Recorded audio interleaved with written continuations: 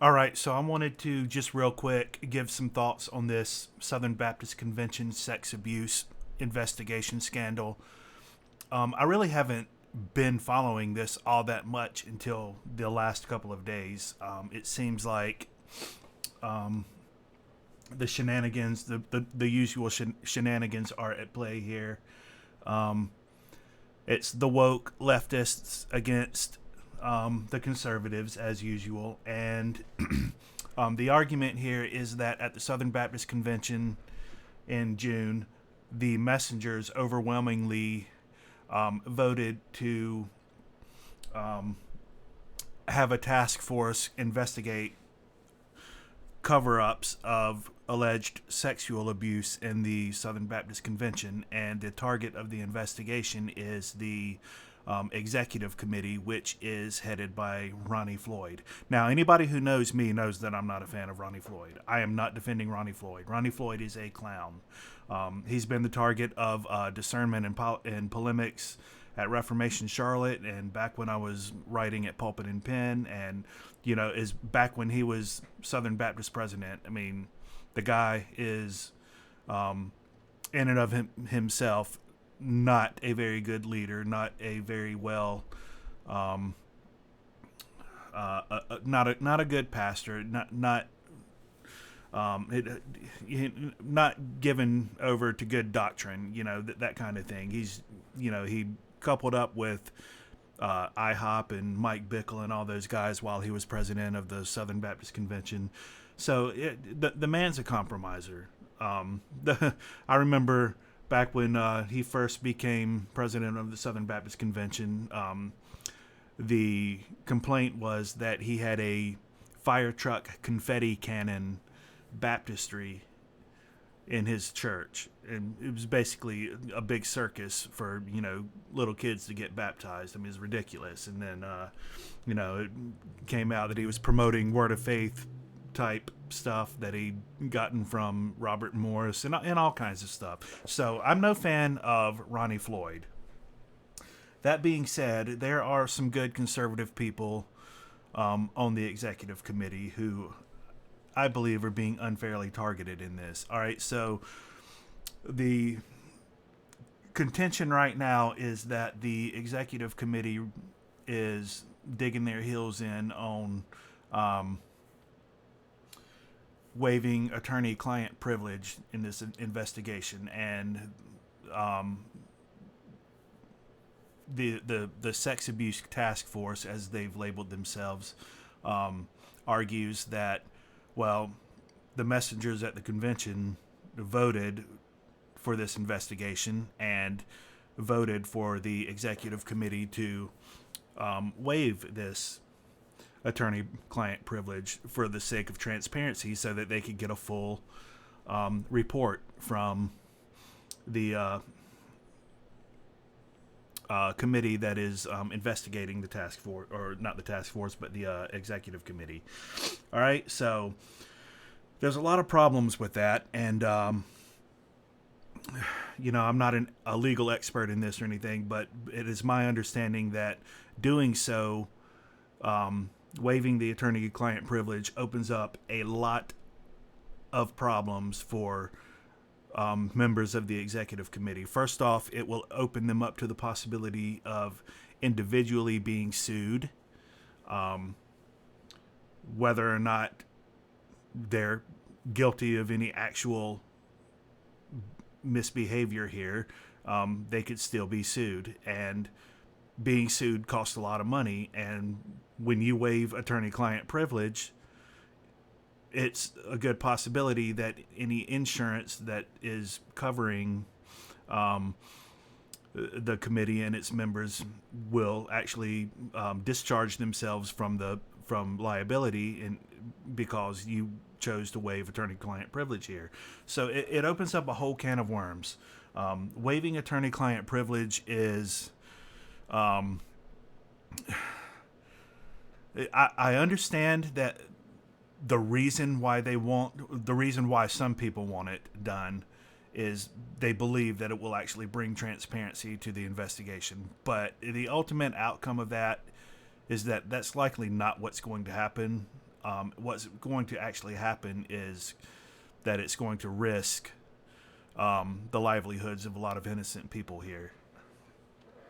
Yet you have people like Rachel Denhollander, who is one of the leaders of this task force, Bruce Frank, a Southern Baptist pastor who is also in some leadership position in this, who are calling for this. And then you got a lot of, pastors from all of the state conventions around signing letters stating that, well, and to be fair, most of these pastors signing these statements are clueless. They have no idea what's going on, and they don't know what doing such a thing would entail. So, I don't really want to hold everybody's feet to the fire on that, but guys need to do some research before you go signing letters and statements when you don't know what you're talking about.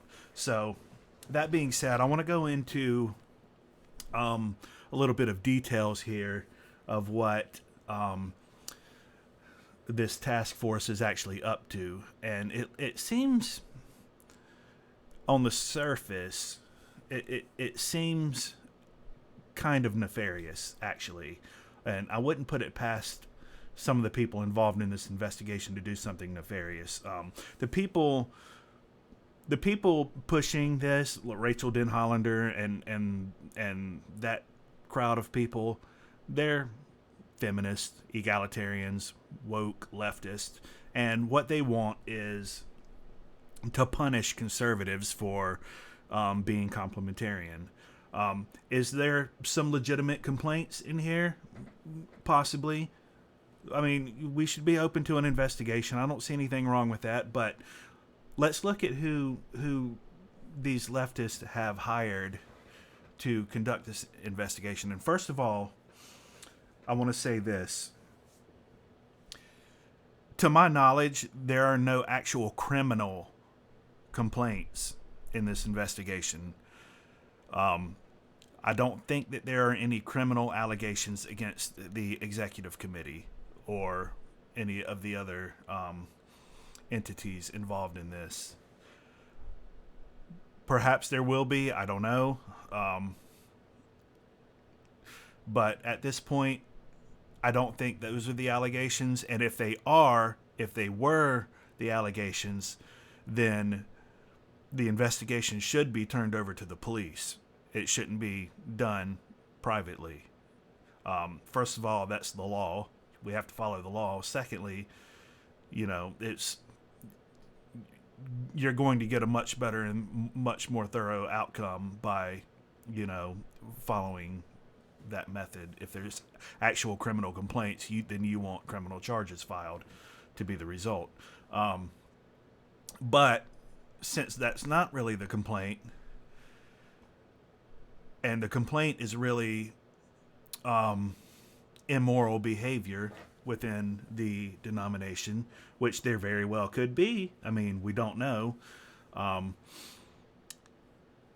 Since that seems to be the overwhelming complaint here, why would this task force hire an outside firm from the pagan world to come in and determine whether or not the church or the ecclesia or the denomination or whatever has committed immoral behavior? Now, worse than that, it's not just an outside pagan organization doing it. This organization is pretty. It's pretty wild.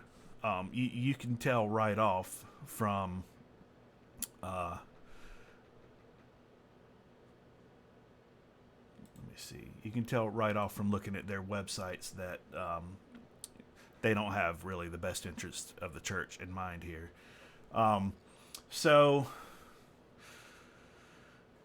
let's see here. The task force updates. This is from the task force website here. It says the task force retained our own legal counsel, which is Linklotters. All right, so they already hired Guidepost Solutions to carry out the investigation. Now, Guidepost, let's look at them first, actually. Guidepost Um, well, I don't have their website pulled up. I'll try to find that in a minute.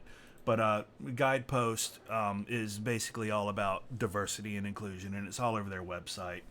Um, their end goal is to promote feminism, LGBTQ, diversity, advocacy, that kind of thing. What good for the kingdom of God does hiring a group like this have when it comes to investigating, immoral behavior within the church?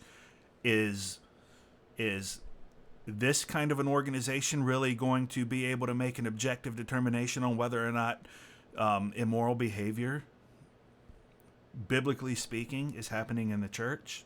Doubtful. Maybe they can uncover some objective facts, but their recommendations and their advice, which they're also being paid to give, is not something that I think the church should be looking forward to trusting. All right, so in light of that, and in light of the executive committee refusing to thus far waive attorney-client privilege, and hiring their own legal counsel, the task force, in response, says that they hired their own legal counsel, which is Linklaters. Now, let's look at Linklaters. Linklaters is also all about gender, race and ethnicity, LGBT. We are committed to creating an environment in which women are able to progress. All right, so we've already said that this was basically the egalitarians that are ramping up their rhetoric against the conservatives and the complementarians in the denomination here. So is this really about sex abuse? There are probably some legitimate complaints for sex abuse in the denomination, but biblically speaking, a lot of the times, if it's not illegal behavior, if it's not illegal, then the church, and the local church, that is responsible for disciplining unrepentant immorality. Leftists and egalitarians and feminists don't like that. They don't like that biblical doctrine of church discipline. They want what they call equality is what the scriptures actually call rebellion. All right, so you got Beth Moore, who recently left the SBC because complementarians don't think that women should be preaching, and Beth Moore wants to preach. All right, the Bible is clear. Women should not be preached. They should remain silent within the church. All right, so you got a bunch of outspoken conservatives who are rising up against Beth Moore's unrepentant rebellion against God, and she gets angry and leaves. And in her eyes, that's sex abuse. And she made the same statement at the Caring Well conference a couple of years ago, that sex abuse is caused by complementarian theology. Or maybe she didn't say caused by, but created an atmosphere where it flourishes, or something along those lines, or something stupid and ridiculous. So when you think the way that these people are thinking, or you try to understand it through their eyes, what they're really after here isn't justice for actual sex abuse. It is what they call equality. They want to be able to do everything that men do in the church, and not doing so is sexist in their minds. All right, so here's the group that they hired to represent them. We are committed to creating an environment in which women are able to progress, and where all genders feel supported in balancing their responsibilities inside and outside of the workplace. All right, so that's one of the primary priorities here of Linklaters. Same with race and ethnicity, the woke stuff. We want our firm to reflect the races, ethnicities, cultures, and nationalities that exist in the communities in which we operate. Social mobility, same nonsense. Age and life stage. LGBT. Our aim is to create an environment of inclusion and belonging for people of all sexual orientations, gender identities, and gender expressions. All right, so this is clearly not a group that has biblical morality in mind when they investigate immoral behavior in the Southern Baptist Convention. That's clear. So you got to ask yourself, what is the overwhelming agenda here? And it has been brought up that one possibility is that as a as an act of defiance, I guess, against the denomination, or an act of retaliation, I guess, they want to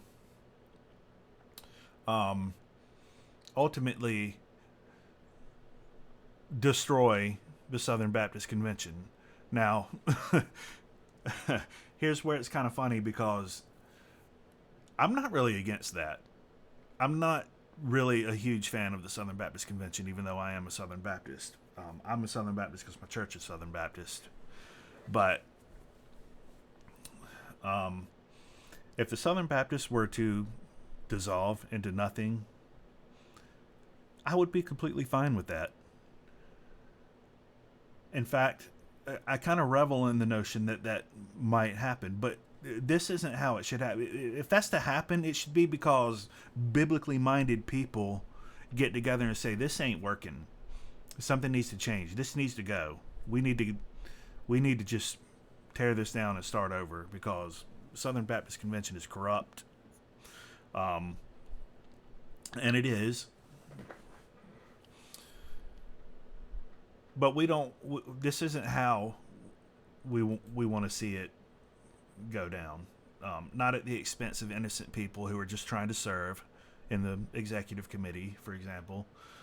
And not at the hands of retaliatory feminists who just hate the conservatives, who happened to gain some power in the denomination recently, and now that they didn't end up fully in control, they barely won the election. The progressives barely won the election with Ed Litton in June. This is how they plan to punish the conservatives.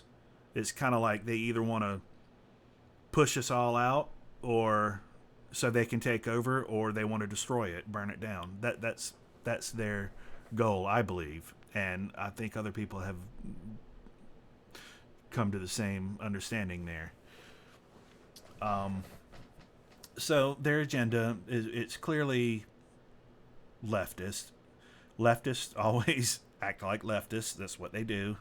Leftists gonna left. Woke people gonna woke. Whatever. Feminists are gonna fem.